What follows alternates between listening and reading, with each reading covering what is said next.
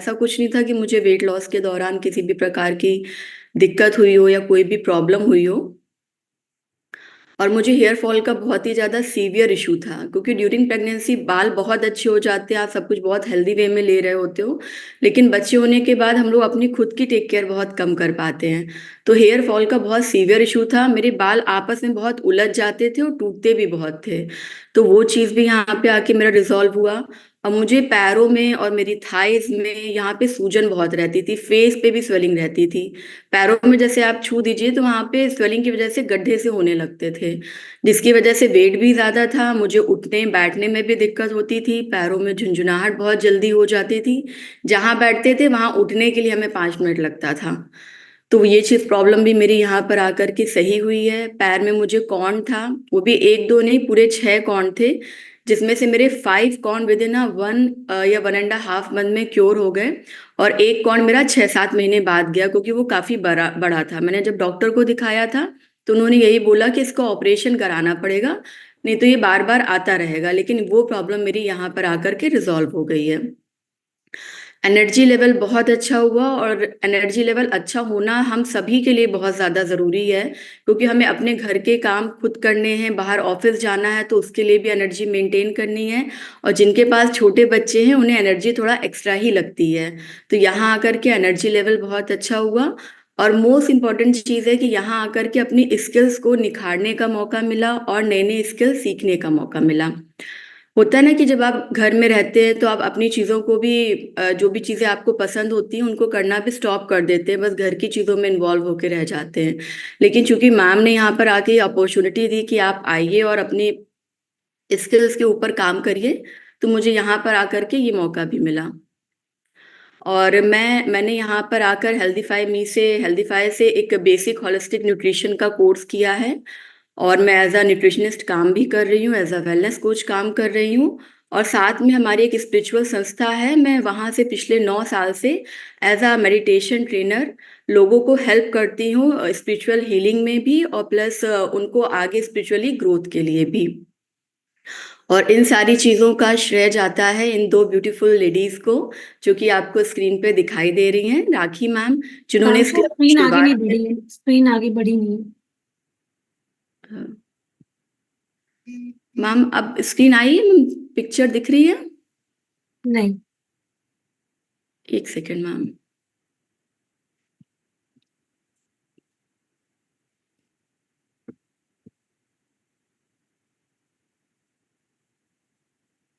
First बस। वाला slide ही लगा हुआ है।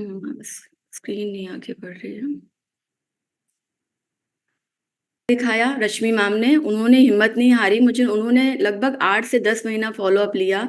और मुझे हमेशा मोटिवेट करती रही कि अपने हेल्थ पे फोकस करो और क्लब में आओ, जुड़ो, देखो यहाँ पे किस तरीके से काम होता है। और आज भी वो मुझे हर छोटी और बड़ी चीज़ में मोटिवेट और गाइड करती हैं। और दूसरा थैंक्स जाता है राखी मैम को, जिन्होंने इस क्लब की स्टार्ट करी, क्लब को स्टार्ट किया, क्योंकि अगर ये क्लब नहीं होता तो यहाँ पर हम ना हेल्दी वेट अपना गेन मतलब लॉस कर पाते, ना चीज़ों को सीख पाते, ना स्किल्स को सीख पाते। तो इन दोनों ही लेडीज को मेरा दिल से बहुत बहुत ग्रैटिट्यूड। और चलते हैं अब अपनी टॉपिक की तरफ। जैसे कि आपको टॉपिक पता है कि माइक्रो न्यूट्रिएंट्स, ये जो छोटे छोटे से पोषक तत्व होते हैं, लेकिन इनका होना हमारी बॉडी में, हमारी लाइफ में बहुत इंपॉर्टेंट है। और हमें डेली बेसिस पे इन्हें कितना कंज्यूम करना है, ये क्या होते हैं, और इसकी एब्सेंस से हमारी बॉडी पे क्या नेगेटिव इम्पैक्ट पड़ता है, किस चीज़ की डेफिशिएंसी होती है, आज हम इस चीज़ के बारे में बात करेंगे। लेकिन इसको करने से पहले हम थोड़ा सा क्वेश्चन एंड आंसर सेशन आपके साथ करना चाहते हैं। आपकी नॉलेज भी देखना चाहते हैं कि आपको क्या पता है, मतलब क्या क्या चीज़ें पता है कि इस चीज़ में क्या पाया जाता है और उसके फायदे क्या होते हैं। तो आप लोग चैट बॉक्स ओपन है, वहां पे आप रिप्लाई कर सकते हैं कि हमें पालक में कौन से विटामिन और मिनरल्स मिलते हैं जिससे खून की कमी को, एनीमिया की कमी को दूर किया जाता है। चैट बॉक्स ओपन है, तो अच्छा लगेगा कि अगर आप भी उस चीज का रिप्लाई करें। हाँ, पूजा यादव मैम ने बिल्कुल सही बताया है, आयरन की कमी को। तो जो पालक होता है, पालक रिच इन होता है हमारा आयरन में फोलेट में, पोटेशियम में, विटामिन ए, सी, के, मैग्नीशियम और कैल्शियम में। लेकिन ज्यादा अच्छी मात्रा में जो पाया जाता है वो आयरन पाया जाता है। और आयरन हमारे अंदर खून की कमी को दूर करता है। और जैसे कि हम बगल में दूसरी पिक्चर देख रहे हैं, वो है चिप्स की, जो कि लोगों की बहुत फेवरेट है। जब हम कहीं ट्रैवल पे जाते हैं या मूवी देख रहे होते हैं या बच्चे जिद करने लगते हैं, तो बहुत इजीली होता है हमें चिप्स का पैकेट पकड़ाना। अब कोई ये बताएगा कि हमें इस चिप्स के पैकेट से क्या मिलता है, कौन सा विटामिन और मिनरल्स मिलता है? आप चैट बॉक्स में लिख सकते हैं। हाँ, लॉट ऑफ बैड कोलेस्ट्रॉल हमें मिलता है। कोलेस्ट्रॉल मिलेगा आपको, लेकिन बैड कोलेस्ट्रॉल मिलेगा, जो कि आपको आगे चल के आपके ब्लड वेसल में आपको थक्के बना सकता है, आपको बहुत सी प्रॉब्लम क्रिएट कर सकता है। लेकिन इसका स्वाद इतना अच्छा होता है कि इंसान ये सब जानते हुए भी इसको कंज्यूम करता रहता है।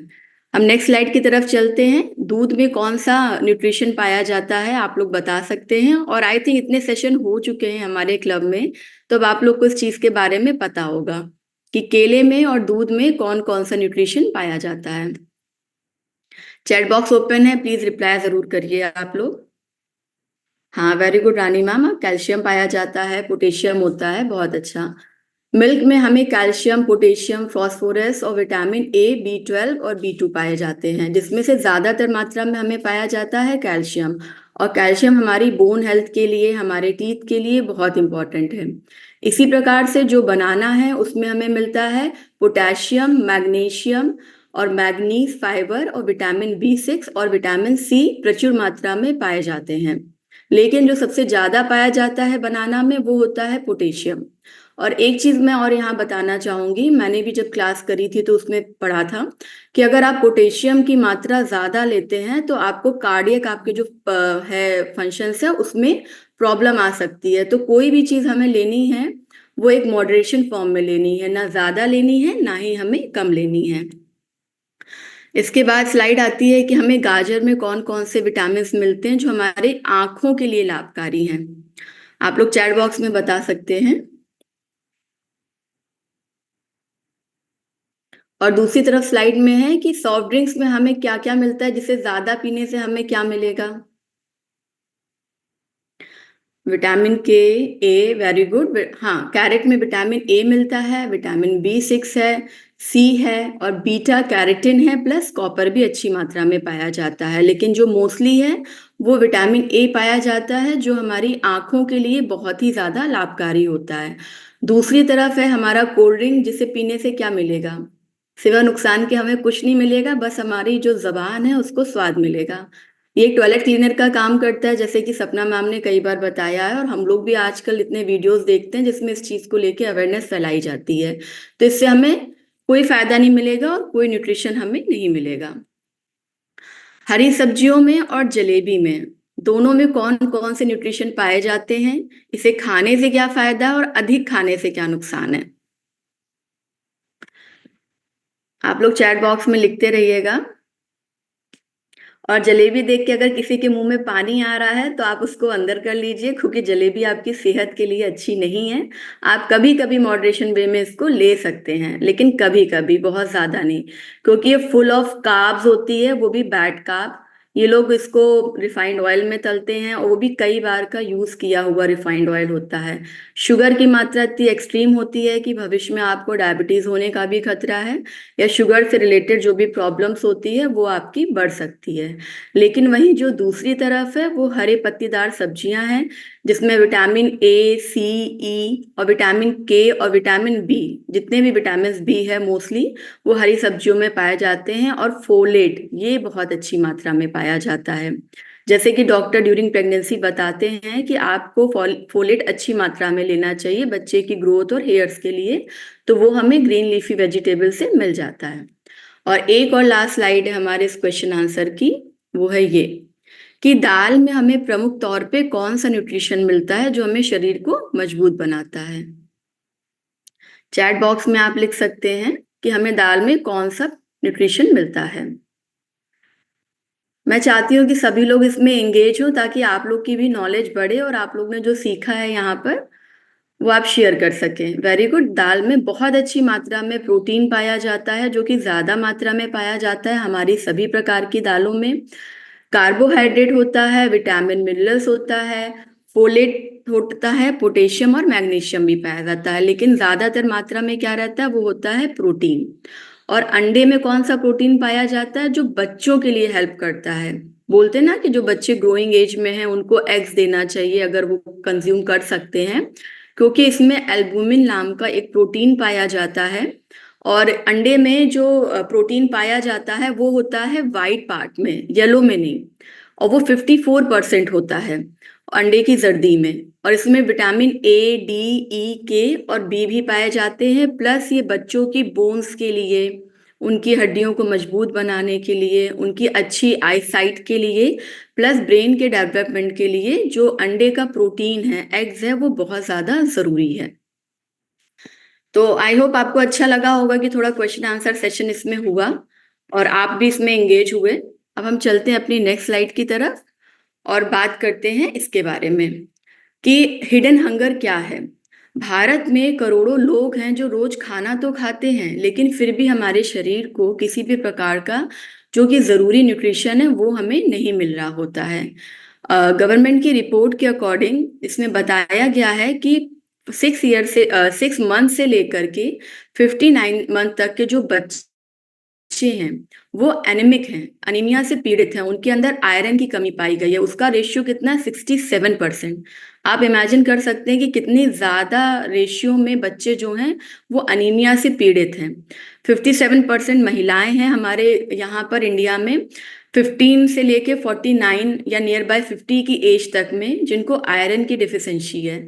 तभी जो डॉक्टर्स होते हैं, जब आपका मोनोपॉज टाइम चल रहा होता है या आपके पीरियड्स बच्चियों में जब स्टार्ट हुए होते हैं, वो आयरन के खाने को बहुत महत्वता देते हैं कि आप उसे अपनी डेली की डाइट में इंक्लूड करिए, या वो आयरन के सप्लीमेंट्स आपको देते हैं ताकि इस कमी को दूर किया जा सके। और ये भी पाया गया है रिपोर्ट्स में कि 10 में से केवल एक बच्चा है जिसको पूरा जो होता है ना, जो आपकी प्लेट है, पूरी तरीके से उसको संतुलित आहार मिल पा रहा है। मतलब कि एक थाली में वो सारे न्यूट्रिशंस हैं, वो सारे मिनरल्स हैं जो उसकी बॉडी में जाने चाहिए। तो ये क्या होती है कि छुपी हुई हमारी हिडन हंगर होती है, जिसे हम पहचान नहीं पाते हैं और शरीर अंदर से कमजोर बनाता है। जब हमें भूख लगती है तो हम जो बेसिक हमारा खाना है उसकी तरफ कम जाके जो साइड के सब्स्टिट्यूट होते हैं हम उसकी तरफ जाते हैं कि हम कुछ चटर पटर खा लेंगे, कुछ बाहर का खा लेंगे। तो उससे हम सोचते हैं हमारी भूख मिट रही है, हमारी नीड पूरी हो रही है, लेकिन ऐसा कुछ नहीं है। आपकी थाली में सभी पोषक तत्वों का होना बहुत जरूरी है। अब बात करते हैं माइक्रो न्यूट्रिएंट्स के बारे में कि ये जो सूक्ष्म पोषक तत्व हैं ये क्या होते हैं। देखिए, न्यूट्रिएंट्स जो होते हैं वो दो प्रकार के होते हैं। एक होता है मैक्रो मैक्रो न्यूट्रिएंट्स और दूसरा होता है माइक्रो न्यूट्रिएंट्स। तो जो मैक्रो न्यूट्रिएंट्स होता है उसमें क्या आता है? हमारा कार्बोहाइड्रेट आता है, जिसके बारे में लास्ट टाइम मैंने सेशन लिया था। हमारा प्रोटीन आता है और हमारे फैट्स आते हैं। और ये तीनों चीज, कार्बोहाइड्रेट्स, प्रोटीन, फैट्स और फाइबर, ये हमें एक अच्छी मात्रा में लेना होता है हमारी बॉडी को चलाने के लिए। As per global nutrition policy report GNP के द्वारा बताया गया है कि जो माइक्रो न्यूट्रिएंट्स होते हैं उसको एनर्जी में कन्वर्ट करने के लिए और उसके बेटर एब्जॉर्प्शन के लिए, कि वो बॉडी में आपके अच्छे से सोक हो सके, अच्छे से वर्क कर सके, हमें माइक्रो न्यूट्रिएंट्स की जरूरत होती है। दोनों ही अलग चीज है, मैक्रो और माइक्रो। तो मैक्रो के एनर्जी के लिए, उसको अच्छे से बॉडी में एब्जॉर्ब होने के लिए हमें माइक्रो न्यूट्रिएंट्स की जरूरत होती है। और लगभग 100+ माइक्रो न्यूट्रिएंट्स होते हैं जो कि हमारी बॉडी के लिए बहुत ज़रूरी होते हैं, लेकिन हम डेली बेसिस पे इतना ले नहीं पाते हैं और आज के टाइम पे ये सारी चीज़ें हमें मिल नहीं पाती हैं। उसका कारण एक ये है कि जैसे बहुत ज़्यादा अडल्ट्रेशन होने लगा है, मिलावटें हो रही हैं, चीज़ों के साथ खिलवाड़ हो रहा है, हम बहुत ज़्यादा पेस्टिसाइड्स की मात्रा का इस्तेमाल कर रहे हैं अपनी खेती बाड़ी में, मैनिपुलेशन ऑफ फूड हो रहा है, प्रिजर्वेटिव्स मिलाए जा रहे हैं उसको लंबे समय तक अच्छा रखने के लिए, उसको आगे और ज़्यादा समय तक बेचने के लिए, सेल करने के लिए खिलवाड़ हो रहा है हमारे माइक्रो न्यूट्रिएंट्स के साथ। अब माइक्रो न्यूट्रिएंट्स क्या होते हैं? वो होते हैं हमारे विटामिन प्लस मिनरल्स होते हैं, जो कि हमें बहुत ही छोटी क्वांटिटी में चाहिए होता है, बहुत लेस अमाउंट में। लेकिन जो मैक्रो होता है वो हमें ज़्यादा क्वांटिटी में चाहिए होता है। आप ये मान सकते हैं कि डेली का हमें 1 ग्राम से कम या लगभग नियर बाय 1 ग्राम मात्रा सिर्फ चाहिए होती है माइक्रो न्यूट्रिएंट्स की, लेकिन ये बहुत इंपॉर्टेंट है, आप इसे निग्लेक्ट नहीं कर सकते हैं। और एक चीज और है कि इस माइक्रो न्यूट्रिएंट्स को आपकी बॉडी में अच्छे से एब्जॉर्ब हो, आपकी बॉडी में अच्छे से काम करे, तो ये बेटर एब्जॉर्ब होता है जब आप अपनी डीप स्लीप की स्टेट में होते हैं। जब आप बहुत गहरी नींद में होते हैं तो बॉडी इन माइक्रो न्यूट्रिएंट्स को अच्छे से एब्जॉर्ब कर पाती है और ये अच्छे से आपकी बॉडी में फंक्शनिंग करते हैं। माइक्रोन्यूट्रिएंट्स वैसे हैं तो बहुत ढेर सारे, लेकिन बेसिकली जो है हमारी बॉडी के लिए चाहिए होता है एक सही मात्रा में, वो आयरन, मैग्नीशियम और जिंक। ये तीनों ही चीजें हमारी बॉडी में जो है बहुत अच्छे से काम करती हैं, और बॉडी के मोस्टली फंक्शंस के लिए ये 3 जो न्यूट्रिएंट्स होते हैं वो बहुत ही इंपॉर्टेंट होते हैं। अब इसमें 2 प्रकार के तत्व दे रखे हैं, जैसे कि विटामिन्स और मिनरल्स। तो विटामिन्स में हमारा क्या है, विटामिन ए है, विटामिन बी है। तो विटामिन बी में क्या है कि हमारे सारे विटामिन्स बी है, विटामिन B12 है, विटामिन B6 है, विटामिन B8 है। तो और विटामिन सी है, बहुत इंपॉर्टेंट है हमारी इम्यूनिटी के लिए। विटामिन डी है जो हमें सनलाइट से मिलता है, विटामिन ई और विटामिन के है। और जो हमारे खनिज हैं, आप लोगों ने साइंस में छोटे में जरूर पढ़ा होगा, आजकल तो बहुत जल्दी इंक्लूड कर दिए जाते हैं ये सारे ही चैप्टर्स बच्चों की बुक्स में। जो भी हमारे मिनरल्स हैं, आयरन, कैल्शियम, आयोडीन, जिंक, ये सभी हमारे मिनरल्स में आते हैं। और ये विटामिन और मिनरल्स हमारे आते हैं माइक्रो न्यूट्रिएंट्स में। और ये जितने भी चीजें हैं ये हमारी शरीर की कोशिकाओं को सही तरीके से काम करने में बहुत बहुत मदद करते हैं। अब इसके टाइप्स भी होते हैं माइक्रो न्यूट्रिएंट्स के, जो कि 3 प्रकार के होते हैं। एक तो होता है फैट सॉल्युबल। फैट सॉल्युबल का मतलब होता है वो चीजें जो वसा में, जो आपके बॉडी का वसा है उसमें अच्छी तरीके से घुल जाएं, उसको हम कहते हैं फैट सॉल्युबल। और आपके बॉडी में ये लंबे समय तक के लिए रहती हैं। अब ये फैट सॉल्युबल कौन से विटामिन होते हैं, इन्हीं विटामिन से होते हैं। वो होता है vitamin D, vitamin A, vitamin E और विटामिन के। ये 3-4 विटामिन हैं जो वसा में अच्छी मात्रा में घुल जाते हैं। जैसे विटामिन ए है वो आपकी आईज के लिए, इम्यूनिटी के लिए और स्किन के लिए बहुत अच्छा काम करता है। विटामिन ई एंटीऑक्सीडेंट से भरपूर है, जो कि हमें हरी सब्जियों में अच्छी मात्रा में मिल जाता है और हमारी बॉडी की जो कोशिकाएं होती हैं उनको अच्छे से काम करने के लिए, उनको सही तरीके से रखने के लिए जिम्मेदार होता है। और जो विटामिन के होता है वो रक्त के थक्कों को, जो हमारी ब्लड क्लॉटिंग होती है उसको बनाने के लिए बहुत ही ज्यादा इंपॉर्टेंट होता है। हमारा दूसरा विटामिन जो होता है, जो इसका पार्ट है, एक फैट सॉल्युबल हो गया, एक होता है वाटर सॉल्युबल। जो भी विटामिन हमारे पानी में अच्छी तरीके से घुल जाते हैं, लेकिन घुलते भी अच्छे से हैं, प्लस वो बहुत जल्दी फ्लश आउट भी हो जाते हैं। तो इन 2 विटामिन को हमें अच्छी मात्रा में लेना है, और जो फैट सॉल्युबल विटामिन हैं उन्हें हमें थोड़ी थोड़ी सी मात्रा में लेना है। तो पानी में घुलने वाले हमारे कौन से विटामिन हैं, वो है विटामिन सी और विटामिन बी। विटामिन बी सभी टाइप के। अब विटामिन सी किस में हेल्प करता है, सबसे जरूरी है हमारी इम्यूनिटी के लिए। कोविड टाइम में ये सबको बहुत अच्छे से समझ में आ गया होगा कि विटामिन सी का इंपॉर्टेंस क्या है, क्योंकि वो इम्यूनिटी बूस्टर होता है।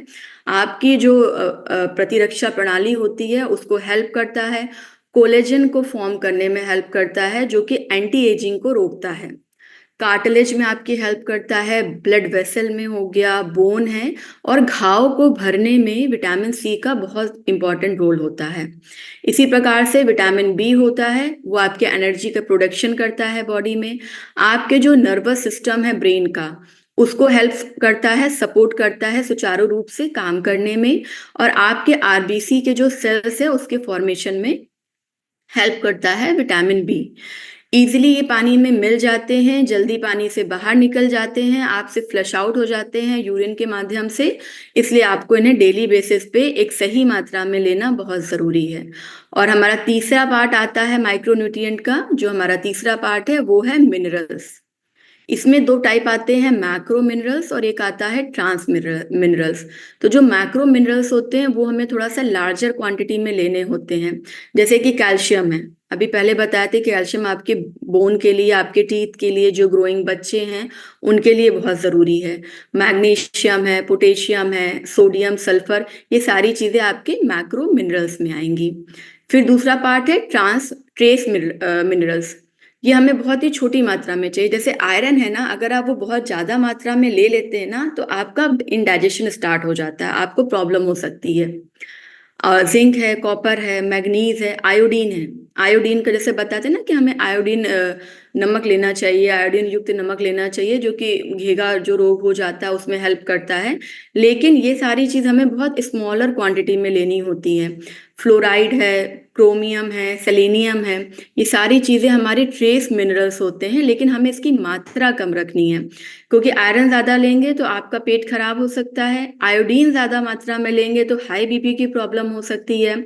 और फ्लोराइड, जैसे छोटे बच्चों को डॉक्टर सजेस्ट करते हैं कि जब वो ब्रशिंग करना स्टार्ट करते हैं तो हमें फ्लोराइड की मात्रा बहुत थोड़ी सी लेकर के रखनी चाहिए, कि वो अंदर उसको इनटेक ना करें, बहुत थोड़ी मात्रा में फ्लोराइड चाहिए रहता है। और जो ये माइक्रोन्यूट्रिएंट्स होते हैं बहुत इंपॉर्टेंट होते हैं मेंटेन करने में आपका हाई मेटाबॉलिक रेट।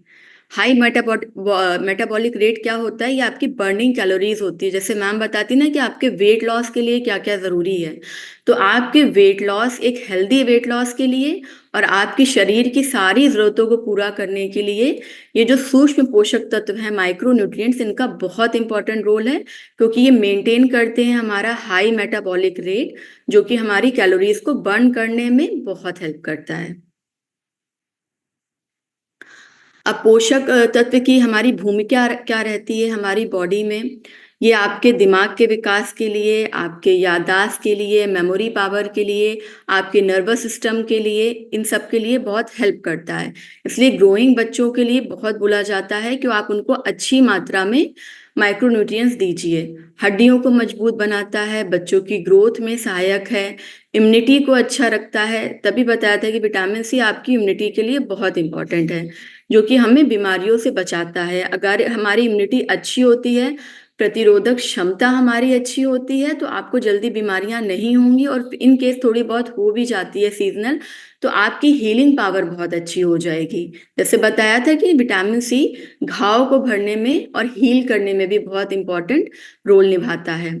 खून की गुणवत्ता और उसकी मात्रा को बनाए रखता है, आयरन से एनीमिया को दूर करता है। इसके सोर्सेस क्या हैं, ये बहुत इंपॉर्टेंट है। अभी जैसे मैंने बताया, इसमें आप जैसे देख सकते हैं कि पोषक तत्व जो हैं विटामिन ए में पाया जाता है गाजर, आम, पपीता और दूध। आयरन है हमारा जैसे पालक है, चना है, दाल है, गुड़ है। अब जैसे कॉम्बिनेशन बताते हैं ना, पहले के टाइम पे लोग बताते थे कि चना गुड़ साथ में लेना चाहिए, अच्छी तरीके से बॉडी में एब्जॉर्ब होगा। विटामिन डी होता है, वो विटामिन सी को एब्जॉर्ब करने के लिए बहुत ज़रूरी होता है कि आप उसका इंटेक साथ में करें। कैल्शियम है हमें दूध, दही और हरी सब्जियों में, जो भी डेयरी प्रोडक्ट्स हैं उसमें मिल जाता है।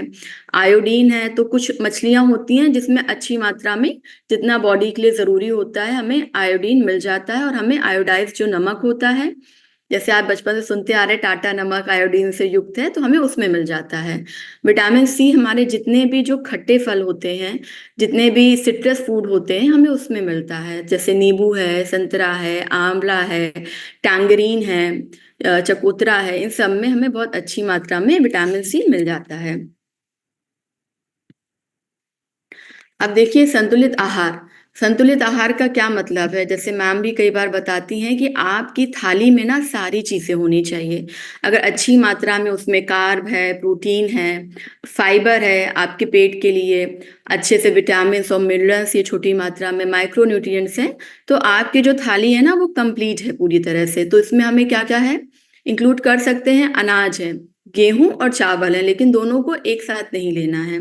सब्जियां हैं, सब तरह की सब्जियां हैं, लेकिन बेटर है कि आप प्रिफर करें सीजनल और लोकल सब्जियों को, जो कि हमें फ्रेश भी मिलेंगी और सीजनल रहेंगी। तो वो उसके साथ क्या है ना कि बाहर के जो लोग हैं वो खिलवाड़ नहीं करते। जो ये हमें टाइम बे टाइम बिना मौसम की सब्जियां मिलती हैं ना, ये सारी की सारी गलत तरीके से बनाई जाती हैं। फल हैं जो सीजनल फल हैं वो लीजिए, जैसे कि अभी गर्मियाँ आ गई हैं तो तरबूज है, खरबूजा है, अंगूर है, ये सब कुछ मार्केट में आने लगे हैं। और नेचर भी देखिए हर एक चीज़ अपने हिसाब से देता है कि कब किस समय कौन सी चीज़ें ज़रूरी हैं। गर्मियाँ आ रही हैं, आपको पानी की मात्रा ज़्यादा बढ़ानी पड़ती है बॉडी में, ज़्यादा आपको स्वेटिंग होती है, तो गर्मियों में पानी वाले फल आते ही ज़्यादा हैं, ताकि आपकी जो पानी की नीड है उसको फुलफिल किया जा सके। दूध दही है, हमें ये अपनी डाइट में शामिल करना चाहिए। लेकिन एक चीज है कि जो दही है वो आपकी बॉडी में वेट बढ़ाएगा, तभी हमेशा कहा जाता है कि खाने के बाद हमें बटर मिल्क लेना चाहिए, जो कि हमारे खाने को तो डाइजेस्ट करने में हेल्प करता ही है, प्लस वो वेट लॉस में भी हेल्प करता है। और जो छाछ होता है उसकी जो तासीर होती है वो ठंडी होती है, क्योंकि दही की तासीर को गर्म माना गया है आयुर्वेद के अकॉर्डिंग। आप अंडा ले सकते हैं, दाल ले सकते हैं, चना ले सकते हैं, जिसमें बहुत ही अच्छी मात्रा में प्रोटीन पाया जाता है। जब आपकी जो पूरी थाली होती है उसमें ये सारी चीजें रहती हैं, तो इससे क्या होता है ना, आपकी बॉडी को जो पूरा पोषक तत्व होता है वो मिलता है, और जो हमें हेल्प करता है भविष्य में आने वाली बीमारियों से हमें बचाता है। अब ये है कि हम क्या करें, किस तरीके से, जैसे अभी बताया है कि आपको अपनी डाइट में क्या क्या शामिल करना है जो आपकी डेली बेसिस पर आपकी जो डिफिशिएंसी हो रही है उनको दूर कर सके। तो हम आयरन ले सकते हैं, हम कैल्शियम ले सकते हैं, फॉलिक एसिड ले सकते हैं, उसकी जो सप्लीमेंट्स हैं जो भी हैं उसको ले सकते हैं, ताकि आपकी बॉडी में खून की कमी है, थकावट है, क्योंकि फीमेल में ना मोस्टली ये सारी चीजें होती हैं, बहुत जल्दी थकान हो जाती है, खून की कमी मोस्टली देखा गया, बहुत ही कम फीमेल्स होंगी, जैसे अभी मैंने बताया था आगे एक सर्वे के अकॉर्डिंग, कि उनकी बॉडी में सही मात्रा में हीमोग्लोबिन है, ज्यादातर 7, 6, 8 या 9 ये हीमोग्लोबिन होता है, लेकिन कायदे से होना चाहिए 12, 13, 14, वो एक अच्छा हीमोग्लोबिन का रेशियो माना गया है। लेकिन कमी हो जाती है, इसलिए हमें आयरन का जो सप्लीमेंट है वो भी लेना चाहिए, प्लस कोशिश करनी चाहिए कि हम अपने खाने से उसे पूरा कर सकें। हमें बाहर का जो जंक फूड है हमें वो नहीं लेना चाहिए, घर का ताजा खाना खाना चाहिए। होता है ना कि कुछ मनपसंद बना और रात में बना ज्यादा हो गया, हमने रख दिया, अगले दिन आए हमने उसको फ्रिज से निकाला, तुरंत हमने उसको माइक्रोवेव में डाला या गैस पे रखा, गर्म करके खा लिया। स्वाद को तो, मुंह को तो बड़ा अच्छा लगता है, बहुत स्वादिष्ट लगता है, लेकिन ये आपकी बॉडी को नहीं लगेगा। इसके जो बेनिफिट आपको ताजा ताजा बना है ना, जब आपने इसको कंज्यूम किया तब आपको फायदा करेगा, लेकिन आप इसको रख देते हो। कोई भी खाना 2, 3 या मैक्सिमम 4 घंटे से ज्यादा नहीं रखना चाहिए। तुरंत कंज्यूम करने पे जो आपकी बॉडी को मान के चलिए 80%, 90% उसका फायदा मिल रहा है, बासी खाना खाने से वो चीज आपकी बॉडी में 10 या 15% रह जाती है, और बहुत ही कम ही है जो आपकी बॉडी में उसका फायदा जाए। और तुरंत ठंडी चीज को निकाल के हम गर्म कर देते हैं ना माइक्रोवेव पर या गैस पे रख करके, वो जो क्या करता है कि एक तो आपके खाने को तो खराब करता ही है, और प्लस उसके न्यूट्रिशन को पूरी तरह से समाप्त कर देता है। तो हमें ये सब करने से बचना चाहिए, फ्रेश बनाएं, फ्रेश कंज्यूम करें, लोकल कंज्यूम करें और सीजनल चीजों को कंज्यूम करें। किन चीजों से हमें बचना है, चिप्स है, कोल्ड ड्रिंक है, जैसे कि आगे स्लाइड में दिखाया था, ये जो इंस्टेंट वाली चीजें बनती हैं इनसे तो जरूर बचना चाहिए। और अभी कुछ दिन पहले जब मैं एक शॉपिंग मॉल में गई थी, वहां पे देखा कि वहां उबले आलू मिल रहे थे। आप सोच सकते हैं कि इंसान के लिए अब उबले आलू की भी सुविधा उपलब्ध है एक पैकेट में। अब सोचिए वो उबला आलू है, किस टाइम का रखा होगा, उसमें जाहिर सी बात है प्रिजर्वेटिव मिक्स होगा ही। जैसे कुछ लोग कहते हैं ना हम बहुत बिजी हैं, हमें समय नहीं है, वो भी लोग ले रहे थे। तो ये सोचने वाली बात है कि क्या हम अपने शरीर के लिए इतना समय नहीं दे सकते हैं कि हम आलू उबाल सकें और घर में और तुरंत उसको कंज्यूम कर सकें। ये सारी चीज मार्केट में अवेलेबल है, और जो कि इंसान को उल्लू बनाने के लिए है। तो हमें कोशिश करना चाहिए कि इस तरह की चीजों से हम बचें। कोल्ड ड्रिंक वगैरह है, जितनी भी इंस्टेंट चीजें हैं जिसमें भी टॉक्सिन्स हैं, मात्रा है, प्रिजर्वेटिव मिक्स है, हमेशा लेबल पढ़ने की कोशिश करें पीछे। अगर किसी में पाम ऑयल है या शुगर की मात्रा ज्यादा है, मैदा है, उसको ना लें।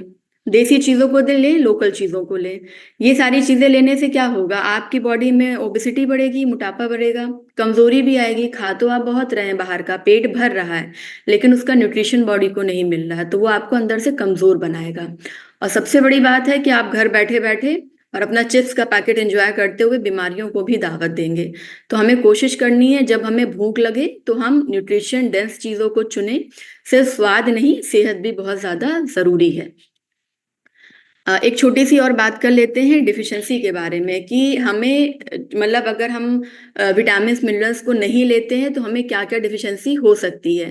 जैसे विटामिन ए हेल्प करता है आपकी आंखों की रोशनी के लिए, कैरेट में पाया जाता है, लेकिन इसको ना लेने से क्या होगा, इम्यून सिस्टम तो आपका डिस्टर्ब होगा ही, और आपको जैसे कहते हैं ना रतौंधी, और जो नाइट ब्लाइंडनेस हो जाता है, कुछ लोगों को दिखता नहीं है या दिखते दिखते ब्लरी विजन होना स्टार्ट हो जाता है, तो ये प्रॉब्लम हो सकती है।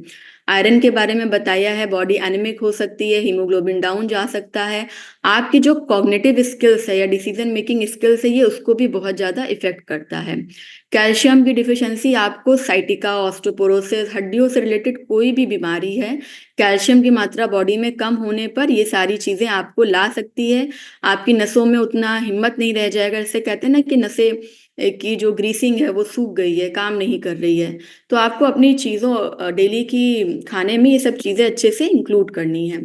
और एक छोटी सी चीज़ और है, ड्यूरिंग प्रेगनेंसी जैसे बताते हैं डॉक्टर को हमें अपनी डाइट में ओमेगा 3 फैटी एसिड है ये सब कुछ इंक्लूड करना चाहिए। जब आप कंसीव करते हैं तो डॉक्टर तुरंत आपकी डाइट में सबसे पहले तो फॉलिक एसिड, आयरन, कैल्शियम ये सब कुछ ऐड कर देते हैं। उसको बेसिकली ऐड करने का मतलब ये है कि ड्यूरिंग उस 9 मंथ की जर्नी में आपकी बॉडी में जो हार्मोनल चेंजेस हो रहे हैं, जो फिजिकल चेंजेस हो रहे हैं, जो आपके मूड स्विंग्स हो रहे हैं, आप सभी ने अपनी लाइफ में इसको जिया होगा 1 बार 2 बार 3 बार। तो ये जो सारे चेंजेस हो रहे हैं इनको हेल्प करता है।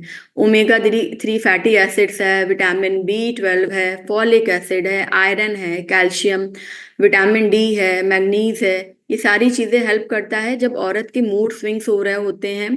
बच्चे की ग्रोथ के लिए हेल्प करता है। आपकी बॉडी चेंज हो रही होती है, एक जीवन को अपने अंदर पाल रही होती है, तो उसकी आइज के लिए, उसके हेयर के लिए, उसके हार्ट के डेवलपमेंट के लिए, उसके बोन्स के डेवलपमेंट के लिए डॉक्टर आपको ये सारे सप्लीमेंट लिखते हैं। और घर वाले भी बोलते हैं कि अच्छा खाना खाओ, ताज़ा खाना खाओ, ये चीज़ बेटा खाओ, बच्चे को फायदा करेगा। तो ये जो माइक्रो न्यूट्रिएंट्स है ना, जो हमें लगते हैं कि बहुत छोटी मात्रा में, लेकिन इनका रोल बहुत ज़्यादा है। कंसीव के तुरंत बाद फॉलिक एसिड डॉक्टर लिख देता है, क्योंकि वो बच्चे की स्पाइन डेवलपमेंट के और बेबी के ब्रेन के लिए बहुत इंपॉर्टेंट होता है, जो कि हमें इजिली मिल जाता है जितने भी हमारे बीट्स हैं, जैसे कि बीट रूट है, शकरकंदी है, इस तरह की जितनी भी चीजें हैं उससे हमें मिल जाता है। और सेसमे सीड हमें तिल से मिल जाता है। ओमेगा 3 फैटी एसिड है, ये भी एक प्रकार का माइक्रोन्यूट्रिएंट्स है जो कि हमारे मूड को स्टेबलाइज करता है और बच्चे के ब्रेन और आई के डेवलपमेंट में हेल्प करता है। और जो फीमेल होती है उसमें किस तरह से ये हेल्प करता है, आपको सपोर्ट करता है कि आपके आरबीसी के लेवल को बढ़ा रहा है, आपके नर्वस सिस्टम को, आपके अंदर जो कमजोरी आ रही है, थकान आ रही है, उन सबको सही करता है। और जितने भी फर्मेंटेड फूड हैं, कांजी, हमें इन सब में इजिली मिल जाता है omega 3 fatty acid. Sorry, vitamin B12 हमें इन सब में मिल जाता है, ओमेगा 3 फैटी एसिड हमें मिलता है अखरोट और फ्लैक्सीड में। इसी प्रकार से कैल्शियम है या विटामिन डी है जो कि हमें सनलाइट में या जो धूप में सुखाए गए मशरूम्स होते हैं, मशरूम में भी हमें कुछ मात्रा में विटामिन डी मिल जाता है। लेकिन मोस्टली क्या है ना कि हमें विटामिन डी का सप्लीमेंट अपनी बॉडी में ऐड करना चाहिए अपनी लाइफ में, क्योंकि धूप तो बहुत लोग ले ही नहीं पाते। सुबह उठते हैं, घर का काम या ऑफिस निकल गए, बच्चे स्कूल निकल गए, और गर्मी के धूप तो आप ले भी नहीं सकते हो उतनी सुबह। कोई या तो उठता नहीं है या उठता है तो अपने काम में लग जाता है। ठंडियों में लोग भले धूप सेक लेते हैं, लेकिन लेना तो हमें 12 महीने, क्योंकि शरीर की नीड है। तो बेटर है कि आप इसका सप्लीमेंट इसमें ऐड करें। तो ये मेरा पूरा सेशन था आज का। आई होप कि मैं कुछ नॉलेज आप लोग को दे पाई होंगी, आप लोग को समझा पाई होंगी। और थैंक यू सो मच आप सभी का हमें मुझे सुनने के लिए। और थैंक यू राखी मैम मुझे अपॉर्चुनिटी देने के लिए।